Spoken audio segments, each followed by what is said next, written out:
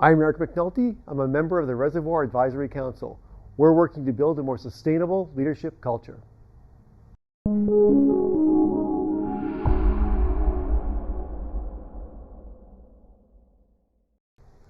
What if most of what you know about leading is wrong, or at least less relevant than you think it is? We're not prepared for the turbulence in which we find ourselves today.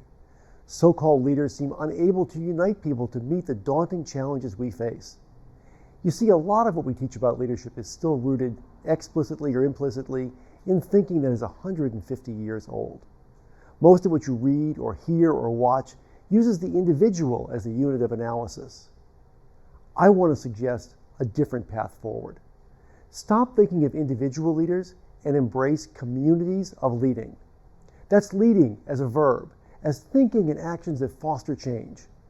Communities, networks of individuals who support each other as they together pursue shared goals. We continue to embrace the idea of the individual leader in part because of the centuries-old narrative tradition of protagonist and antagonist, hero and enemy, Sherlock Holmes and Dr. Moriarty, Wonder Woman and Janice, Harry Potter and Voldemort. This is how stories are built. They simplify for dramatic effect. Stories are how we lead, learn, and connect. Yet when you look at history, that isn't how change happens. Take the U.S. Civil Rights Movement of the 1960s. The first name that likely comes to mind is Dr. Martin Luther King Jr., a brilliant man who inspired and achieved much. Yet King was just one of the group known as the Big Six of the movement, and those six were supported and amplified by hundreds, thousands, leading where and when it was needed, a community of leading. Even in corporations, the story told of the heroic CEO is really the tale of the efforts of the greater enterprise. Leading is all around. No single individual ever makes it all happen. Does this mean that individual effort is not important? Does this mean that hierarchy goes away? Am I suggesting that you stop developing yourself? No, no, and no. There will always be people who make the difference at a critical moment.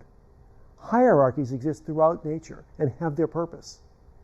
And you need to be ready to step up when it matters most. However, the shift from individuals to communities of leading puts these questions in a different context. Communities of leading embrace abundance, not the scarcity mindset of anointing a few select leaders. Each of us can participate in leading, even if not always as the leader. Investment focuses on building broad capacity to lead throughout the enterprise. No reliance on a superhero or two. Communities of leading draw on the superpowers we all possess. Communities of leading are diverse and inclusive by nature.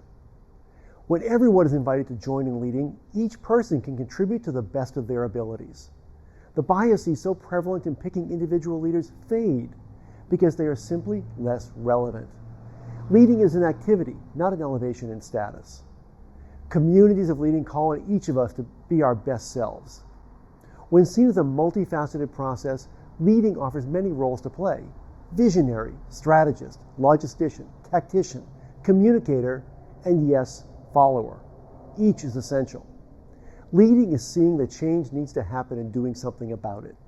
Leading is getting people to give up some self-interest to accomplish more together than any one of us could by ourselves. Leading is demonstrating courage and compassion, confidence and humility. Leadership lives in the relationships that unite and animate the community, not in any individual.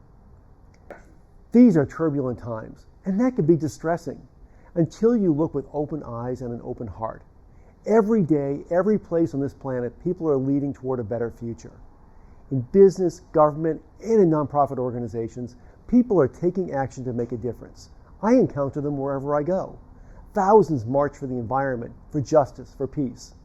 Others work inside the system to affect policy. Yet others are starting social enterprises that create social and financial returns. Let us move beyond seeing them as individual points of light. They and we are connected. We are joined in hope, determination, and ingenuity. We are communities of leading. We are the future.